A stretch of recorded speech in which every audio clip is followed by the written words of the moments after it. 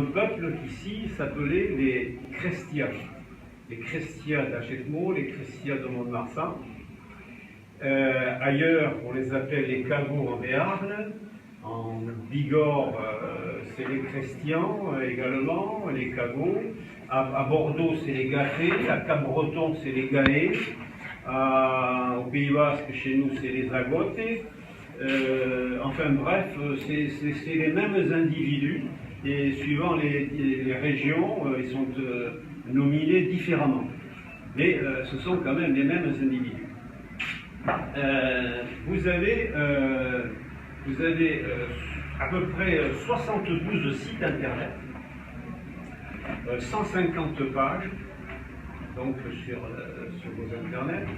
Vous avez 50 narrateurs. Il y a un monde fou. Mais il y a même des Anglais qui parlent des Cagots. Tout le monde en parle. Tout le monde en parle. Alors certains disent que c'était des vagabonds, d'autres disent que c'était des descendants de morts, des descendants de Goths, des descendants de juifs. Enfin, tout est écrit, même des extraterrestres. Alors les gens hallucinent sur ces personnages. Mais en fin de compte, personne ne dit ben, c'est exactement ça, on a trouvé, etc. C'est un flou parfait et tout le monde nage là-dedans. Personnellement, je ne suis pas plus fort que l'autre, mais moi, je n'ai pas voulu répéter ce que disaient les uns et les autres. J'ai travaillé 13 ans sur ce sujet et à la fin, au bout de 13 ans, j'ai trouvé. Et je vais vous le prouver. Sans ça, je n'aurais rien écrit. Voilà. C'est une gageure. Hein. C'est un secret que je vais vous dévoiler, un petit comité restreint. Et nous allons voir. Bien. La première diapo, si tu veux bien. Voilà. Ce texte, bon, j'espère que vous le voyez un petit peu, c'est le cartulaire de l'an 1000 de Luc de Béarn. Alors, tous les narrateurs, tous les sites internet parlent de ce cartulaire, y compris Wikipédia, tout le monde en parle, mais personne ne produit le document. Moi, j'ai été chercher le document, la Bibliothèque nationale de France à Paris. Dans mon livre, je donne les détails, collection Manus 114, Stein, etc. Moi, j'ai été chercher la copie de l'original. Copie de l'original. Je le produis ici devant vous et je le produis dans mon livre. Ce que personne ne fait.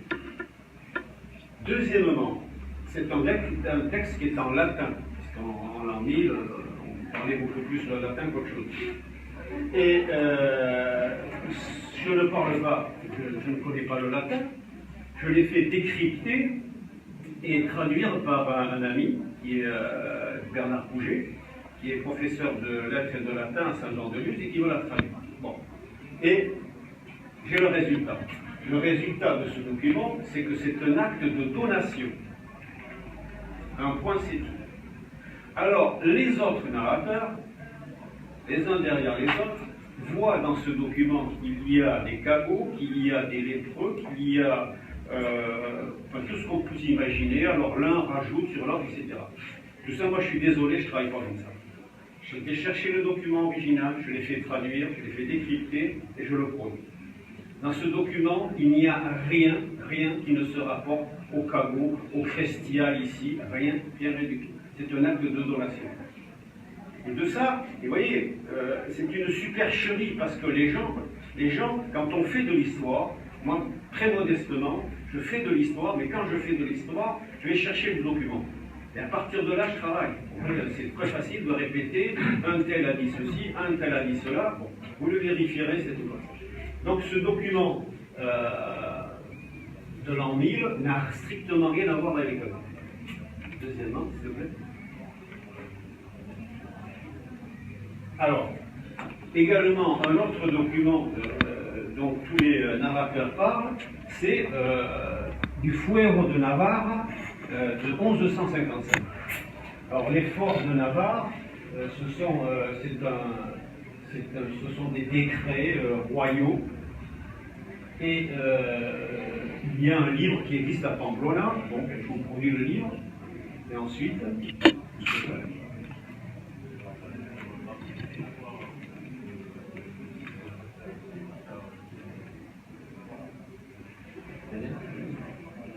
voilà. Alors voilà, dans ce livre qui comporte tous les forts de Navarre, il y a celui de 1155. Il est devant vous. Bon. Les narrateurs se sont précipités sur ce document également, et dans ce document, ils voient le mot GAFO. Et de GAFO va venir le mot gaffé, c'est-à-dire les gaffés de Bordeaux, parce qu'à Bordeaux, on les appelait comme ça, ces individus, les gaffés. Et puis après, à Cabreton, va venir, de gaffé va venir gaé. Bon. Ce document, il dit quoi? Il y a des lépreux, à Pamplona en 1154, 1155. En 1155, nous sommes en plein dans la période des croisades à Jérusalem. Donc, des croisés ont ramené la lèpre, mais s'il y a la lèpre à Pamplona, il y a aussi la lèpre à Paris, il y a aussi la lèpre à l'Angleterre, puisque les croisés étaient partis de tous les coins de l'Europe, hein, à Jérusalem, ils étaient tous partis là-bas. Bon, alors ce document, il dit qu'il y a des lépreux à Pamplona. Bon. Mais là aussi, ces narrateurs n'ont pas fait leur travail d'historien. Quand on fait un travail d'historien, il faut aller jusqu'au bout, rien du tout. Il y a le mot gaffé, gafo dedans. Alors de gafo, ils ont fait gaffé, et après ils ont fait casso, capot, etc., etc. C'est absolument faux. En espagnol, vous avez deux mots. Gafo et leproso. Ce sont des synonymes. Ça veut dire lépreux. C'est tout. Gafo, leproso sont des lépreux. Bon. Alors, ce document n'a strictement rien à voir avec les Crestia, les Cagots, les Gaffés, tout ça n'a strictement rien à voir. Il y a des lépreux à Pamplona, c'est tout. Bon. Ce qui est important pour moi, c'est d'éliminer ces deux documents, c'est-à-dire le cartulaire de l'an 1000, le livre de Béarn, et le fort de Navarre de 1155. Les ayant éliminés, j'arrive à la date de 1200. S'il te plaît.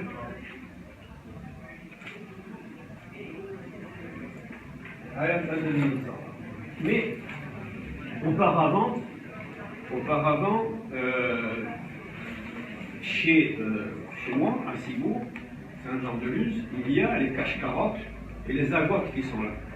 Et je me suis dit que s'il y avait une preuve dans les deux villes, il y avait beaucoup de cet individu, je devais la trouver. Bon.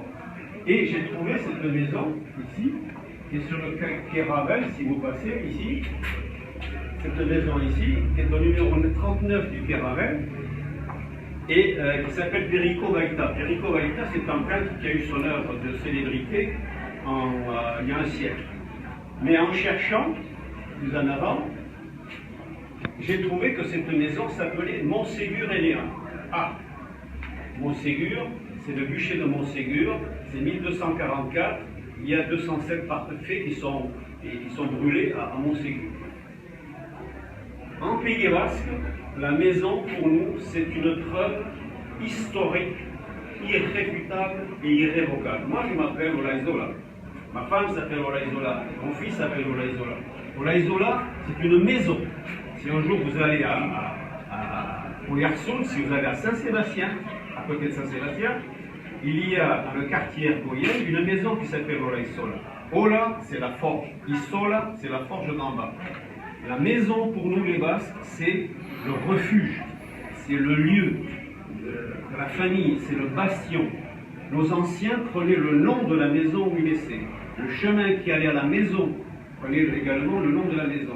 Et des fois, le ruisseau qui coulait à côté de la maison prenait le nom de la maison. La maison, c'est quelque chose de très important, c'est une preuve historique. Alors du moment que j'avais trouvé Montségur Héléen, ça veut dire la maison de Montségur, celle de Montségur. Alors je me suis dit, tonnerre de bonsoir, comment ça se fait qu'il y a du Montségur à Cibourg? C'est pas normal. Olaizola, c'est basque. Everilla, c'est basque. Carayalde, c'est basque. Olalo, c'est basque. Aramburu, c'est basque. Montségur, c'est pas basque. Hein.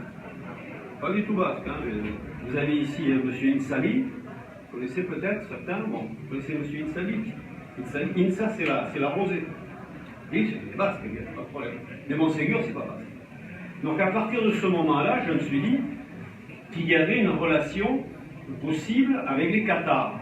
Et parmi toutes les hypothèses que je vous ai dit tout à l'heure, il y a Pierre de Marca, qui est un historien qui a écrit, qui était un religieux, qui était évêque, qui a écrit l'histoire du Béarn. Et dans l'histoire du Béarn, Pierre de Marca parle de la possibilité d'origine des Crestia, des Caveaux, d'une origine cathare, mais il n'a pas été plus loin.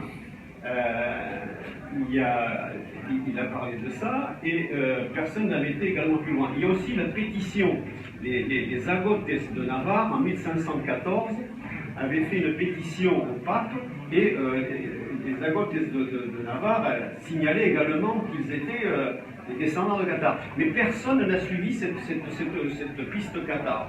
Ils sont allés à droite et à gauche. Bon, moi je me suis dit, bon, je ne connaissais rien au monde du Qatar, il y a 13 ans de ça à peu près.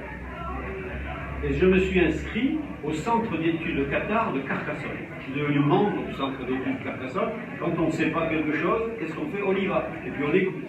Alors j'étais à l'écoute de Anne Grelon, j'étais Michel Roquebert, Jean Duvernois, si vous connaissez un petit peu le monde de Qatar, ce sont les spécialistes du monde de Qatar.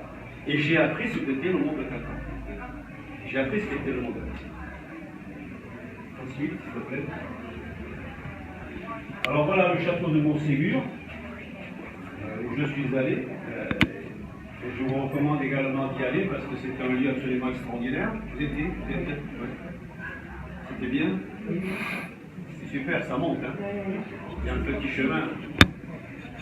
C'est un site archéologique extraordinaire. Est arrivé à la fin de l'année dernière, le 16 octobre 2016, Monseigneur Echenne, évêque de Pamiers, est venu à Montségur pour faire une demande de pardon pour les actes anti-religieux, anti-catholiques qui ont été commis donc en 1244. Les choses bougent encore, hein, les choses. Le monde Qatar est quelque chose qui bouge énormément, hein, ça passionne beaucoup de gens. Bien, on continue, mais on va rester sur le... Bon. Alors, Béziers, 22 juillet 1209. 22 juillet 1209 commence la croisade contre les Albigeois. Il y a des milliers sur ordre du pape Innocent III, Simon IV de Montfort est nommé chef de la croisade. Il y a à peu près 600 000 soldats qui arrivent à Béziers. C'est la croisade franco-française, c'est énorme. Et en 48 heures, il y a 10 000 morts. Vous imaginez? En 1209. Aujourd'hui, quand on entend des personnes qui sont malheureusement décédées à Nice, ou les migrants qui arrivent de Syrie, etc. Bon. Mais là, en 1209, 10 000 morts en 48 heures. Alors tous, hein, que ce soit des Cathares, des non-Cathares, etc., toute la population est massacrée. Et il y a la phrase d'Arnaud Amaury qui résonne encore sur les murs de Béziers: tuez les tuez tous, Dieu reconnaîtra les siens. C'est absolument affreux. Bon, donc il y a 10 000 morts en 48 heures. Ensuite, c'est vrai. Alors, qu'est-ce qui se passe dans ce cas-là lorsqu'il y a des choses aussi graves qui se produisent, des guerres, des exactions, des tueries? Eh bien, les gens, ils s'en vont, ils ne restent pas sur place, hein, ils s'en vont. Bon. Alors, allez-y, asseyez-vous. Bienvenue, Conguier-Toré. Ça va passer là, madame, vous êtes un petit peu en haut. Non, là, de côté, l'autre chaise, s'il vous plaît. L'autre chaise. Voilà. Merci. Alors donc, en 48 heures, il y a 10 000 morts. Que font les gens? Ils s'en vont. Ils s'en vont où? Ils s'en vont ici, dans le royaume d'Aragon. Pourquoi Aragon? Parce que le comte de Toulouse était le vassal du roi d'Aragon. Donc il y avait des liens intimes qui étaient liés. Donc les Cathares s'enfuit en Aragon. Mais l'Aragon, c'est un pays très très important, hein, ça comporte ici la Catalogne, Aragon, il y a Cerdagne, il y a le royaume de Naples, et également, je ne l'ai pas marqué, mais il y a également la Corse. Donc tous ces Cathares s'enfuient dans cette région parce qu'ils sont à l'abri, le roi d'Aragon et le comte de Toulouse se connaissent, et donc ça se passe bien. Ensuite, alors voilà une autre carte. Ça c'est la carte de France en 1180, où il y avait des dépenses. 1180. Donc on est à l'époque de 1200. Alors la route d'exode des Cathares se passe à l'ouest. À l'ouest. Pourquoi à l'ouest? Parce qu'ici, à l'est, il y a les seigneuries ecclésiastiques, il y a Arles, il y a Avignon. Alors justement, ils ne vont pas aller à l'est, puisque ce sont les catholiques qui avaient massacré donc les Cathares. Je dis juste un mot, parce qu'il arrive au moment, cette affaire, c'est une affaire d'hérésie. Hein? Une affaire d'hérésie, c'est une affaire de doctrine. La doctrine chrétienne, de deux doctrines chrétiennes. Vous avez la doctrine cathare et la doctrine catholique. Et elles s'affrontent. C'est l'hérésie, hein, c'est à cause de ça. Bon. Alors donc, j'en reviens à mon texte. Donc les gens s'enfuient à l'ouest et ils arrivent ici, en Chalosse, en Aquitaine, ils arrivent dans ces régions. Pourquoi? Pourquoi ils s'enfuient dans cette direction? Parce qu'en 1152, suite au mariage d'Aliénor d'Aquitaine de Henri Plantagenet, l'Aquitaine, et ici, à Gédemont, c'est anglais. Donc quand les Cathares qui s'enfuient arrivent à Gédemont en Angleterre, ben, ils sont à l'abri du roi de France. Ils sont à l'abri du roi de France, ils sont à l'abri du pape. Parce que c'était le pape et allez-y. Parce que c'était le pape et le roi de France qui avaient instigé cette croisade contre les Albigeois, contre les Cathares. Donc arrivé donc en Bigorre, arrivé ici en Béarn, arrivé ici dans le Pays Basque Nord, arrivé en Aquitaine, ils sont à l'abri. Je vais rester sur ce secteur-là, parce que d'autres sont allés plus haut, mais enfin, je veux surtout parler d'Agédemont. D'Agédemont et aussi de Mont-de-Marsan et des Landes. Voilà. Alors, vous voyez toute cette migration qui se produit. Le roi de France et le pape sont absolument furieux. Ils sont absolument furieux. Leur proie s'est échappée.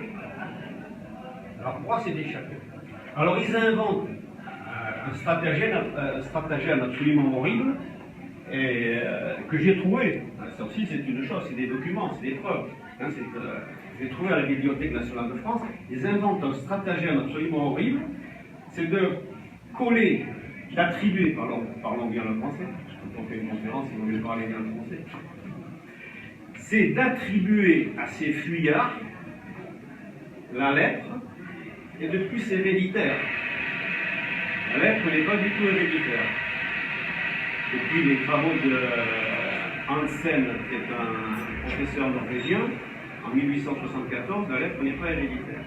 Mais cette lettre arrive avec des ordonnances du roi, et ici en Aquitaine,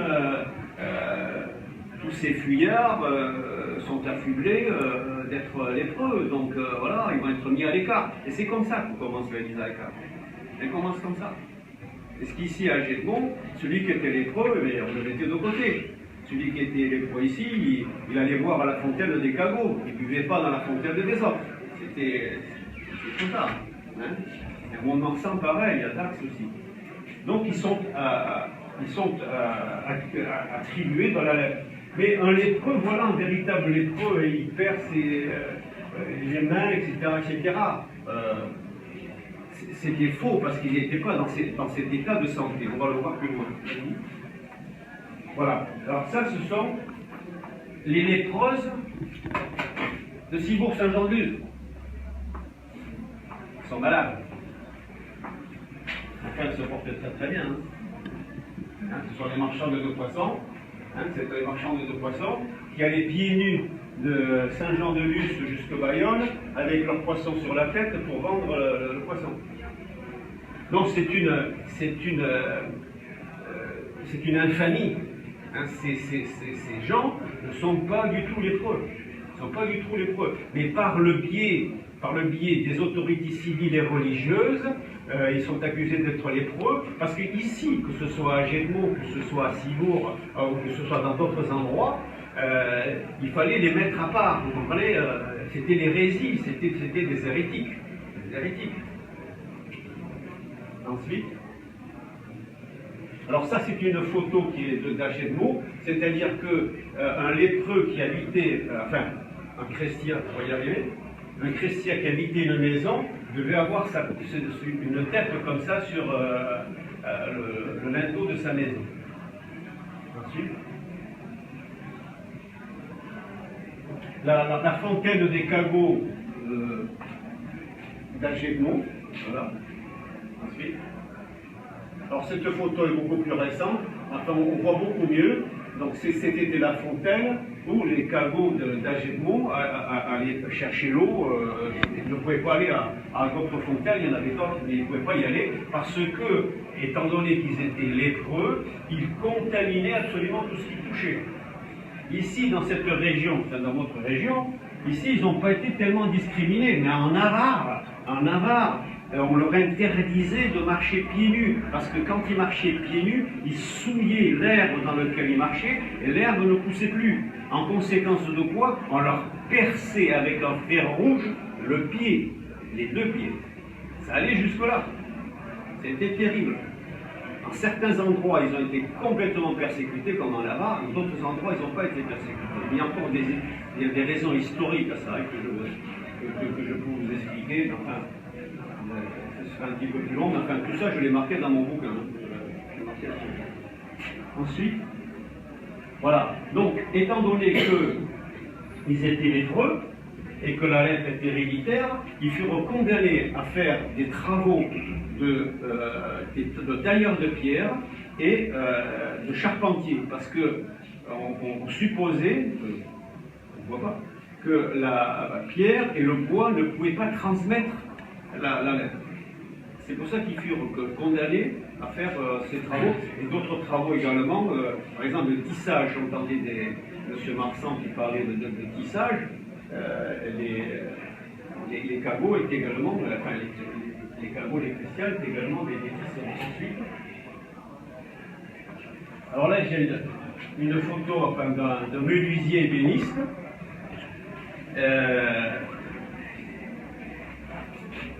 Et se rapportant toujours à Agedmo. À Agedmo, lorsque les chrétiens sont arrivés ici, certes il y avait des charpentes à faire, il y avait des châteaux à réhabiliter, il y avait des maisons à construire, il y avait toutes ces choses-là. Mais enfin, comme ils étaient très nombreux, ça ne suffisait pas. Et qu'est-ce qu'ils se sont mis à faire? Des chaises. Il y a eu une industrie de la chaise qui a été très très forte ici. En mémoire, j'ai noté la maison Cap-de-Vielle, si je ne me trompe pas. Des canapés. Comment? Vous faisiez des canapés. Canapés. Mais avant, je pense qu'il y avait des gens aussi qui faisaient des chaises. L'Aulnay faisait des chaises. Pardon? L'Aulnay. Voilà, c'est ça. Voilà. Merci, parce que je ne connais pas. C'est en face de la grande chaise, l'usine qui est en face de la grande chaise. D'accord. Et ça continue un petit peu encore l'industrie de la chaise. Un petit peu. Bien. Bon, enfin bref, à ce moment-là, ils ont travaillé le bois, la chaise. Bon. Ceci, c'est une représentation de Saint Jean l'évangéliste. Donc, les cathares suivaient la Bible selon Saint Jean l'évangéliste. Et à la fin de l'évangile selon Saint Jean, il y a le rituel cathare. De Marmande à Béziers en l'an 1200, donc c'est quand commence la croisade contre les Albigeois, de Marmande à Béziers, il y a 600 églises au Qatar. C'est absolument énorme.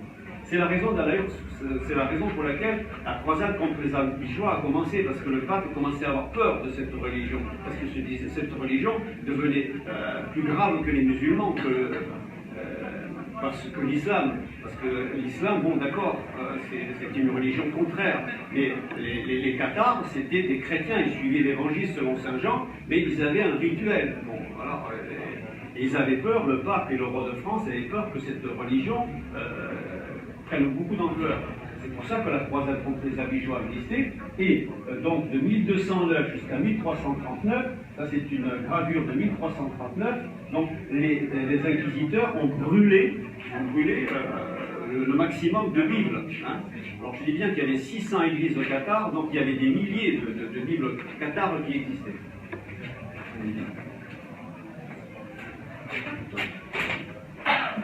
Heureusement, ils n'ont pas réussi à brûler toutes les Bibles cathares. Il y a une Bible cathare, s'il te plaît. Bon. Voilà, une des pages de la Bible cathare. C'est de l'autre côté. Il y a une Bible cathare qui a survécu. Cette Bible cathare. Asseyez-vous, madame, s'il vous plaît. Ouais. Allez. Il y a 5 Bibles cathares qui ont survécu. Il en reste une en France.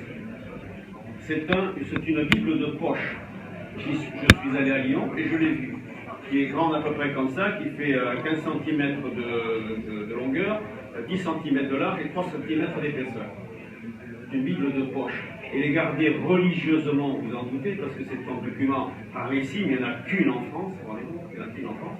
Le cuir extérieur est légèrement abîmé, mais l'intérieur est en parfait état de conservation. Cette Bible date de 1250. C'est un document prestigieux. Et ici commence à la fin de la Bible de Saint-Jean, commence le rituel cathare qui est un occitan. Alors, tout ceci, je l'ai mis dans mon livre, et comme tous les documents que je vous ai dit, que ce soit en espagnol, en anglais, etc., j'ai tout traduit ou tout fait traduire. C'est ma manière de respecter les lecteurs.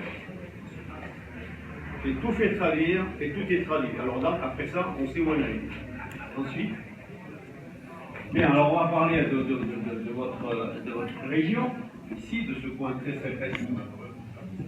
Donc, on vient de voir que les Cathares s'enfuient. Et ils viennent notamment ici, et ils sont appelés, ils se déclarent être chrétiens. Bon. Dans les Cathares, il y avait les bons hommes, les bonnes femmes et les bons chrétiens. Ils s'appelaient comme ça entre eux.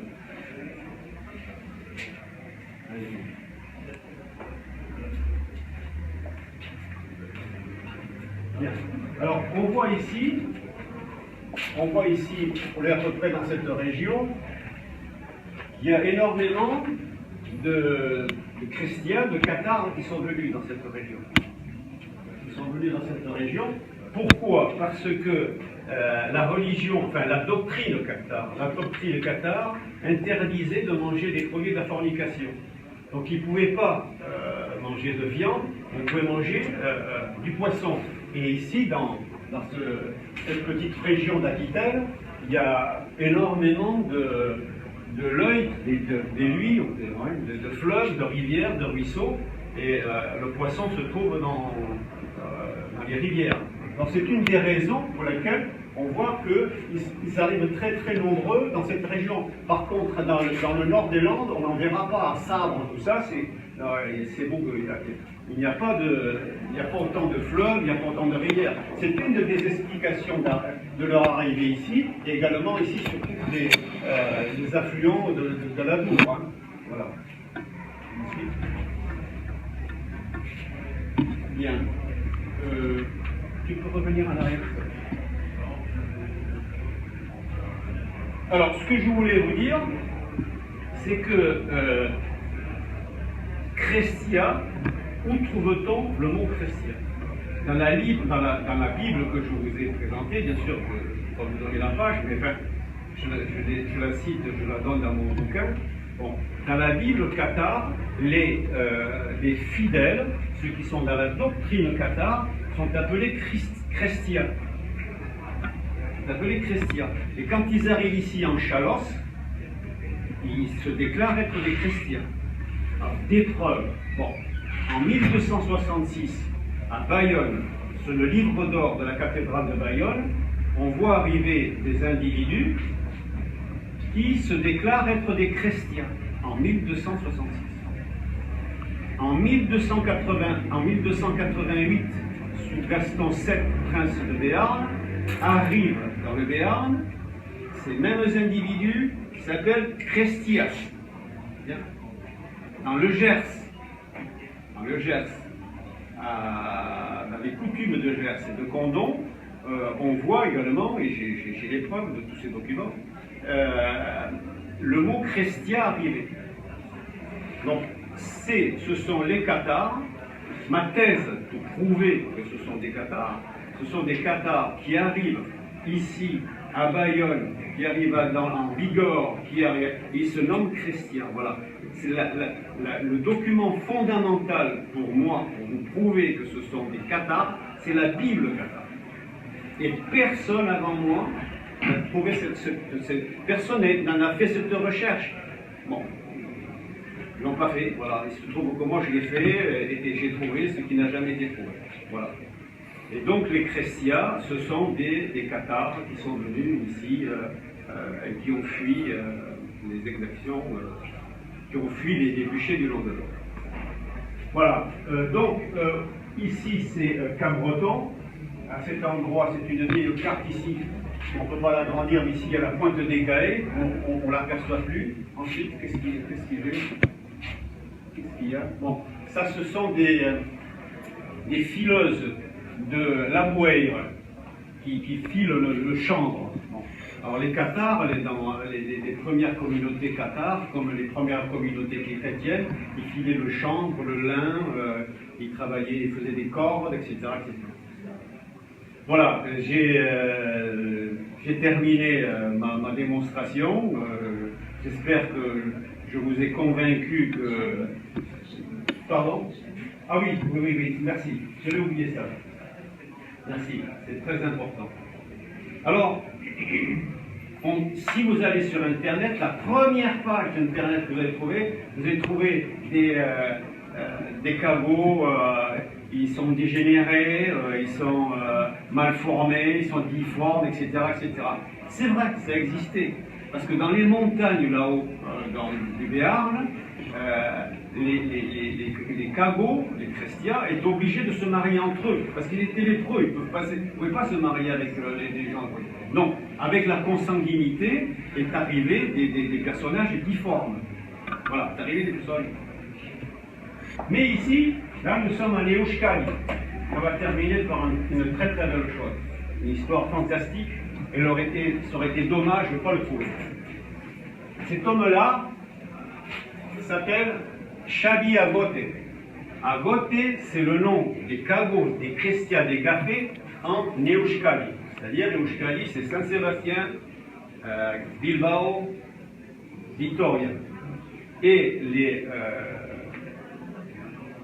cagots, les agotes, portent le nom de Agote. Leur nom, c'est leur patronyme. Vous avez dans le Guipuscoa 500 familles qui portent le nom de Agote. Pourquoi? Et pourquoi n'ont pas été discriminés en Neuschali? C'est encore une histoire, c'est l'histoire. En 1094, Raymond IV de Saint-Gilles, comte de Toulouse, était un homme extrêmement puissant. Il était le maître de la Garonne jusqu'au Rhône. C'était un seigneur très puissant. Et il s'en alla en Espagne aider le roi de Castille, le roi d'Aragon et le roi de Navarre pour lutter contre les musulmans. Dans ce périple, il acquit une notoriété considérable et Alphonse, roi de Castille, donna sa fille Elvire en mariage à Raymond, comte de Toulouse. Ils se donnant en mariage. Bien. Ils s'en allèrent aux croisades, etc., etc. Mais ce qui s'est produit, c'est qu'entre la maison nobiliaire de Toulouse et la Castille, bon, il y avait des liens très forts, puisque le comte de Toulouse s'était marié avec la fille du roi de Castille. La Castille, c'est énorme, hein, c'est quasiment toute l'Espagne. Donc, lorsque les Crescia, les Agos, enfin, c'est les mêmes, ont traversé la ville d'Assoa, qui sont arrivés à Neuschali, ils sont arrivés, c'était en famille. Quoi. Ils n'ont pas du tout été discriminés. Pas du tout. Pas du tout. C'est pour ça que cet homme-là, depuis 800 ans, toute sa famille est à Neuschali, dans le Guipuscoa. Ils n'ont jamais été embêtés. Ils n'ont pas été, pas de tête devant leur maison, la lèpre n'existe pas, etc., etc. Bien, pour cette raison historique. Et Xavi, la beauté, fait quelque chose de magnifique aujourd'hui. Il est dans la tradition de ses ancêtres, il travaille le bois, il est charpentier de marine, et avec sa fondation qui se trouve à Pasaya, Pasaya San Pedro, Pasaya San Juan, Pasajes en espagnol, à côté de San Sébastien, il reconstruit à l'identique un galion, une baleinière basque de 1565 qui s'était échouée dans la baie du Saint-Laurent à Butus. Aujourd'hui, ça s'appelle Redbé. Il construit merci. Voilà le bateau qu'il construit. Ce bateau fait 28 mètres de longueur et 27 mètres de hauteur. Si vous voulez voir quelque chose de fantastique, allez-y. C'est extraordinaire. C'est passé sur Thalassa, je crois. C'est pas ça sur Thalassa, c'est passé sur Curiosité. C'est quelque chose de formidable. Et le bateau, normalement, devrait être mis à l'eau d'ici 3 ou 4 ans. Et lui, c'est un parfait descendant de Qatar, un parfait descendant, c'est un Crescia, c'est un Agot, etc. Et il est saint de corps, d'esprit, il parle 4 langues, et voilà toute l'histoire que j'avais à vous raconter, et qu'il n'y a pas parmi tous ces gens-là des gens normaux.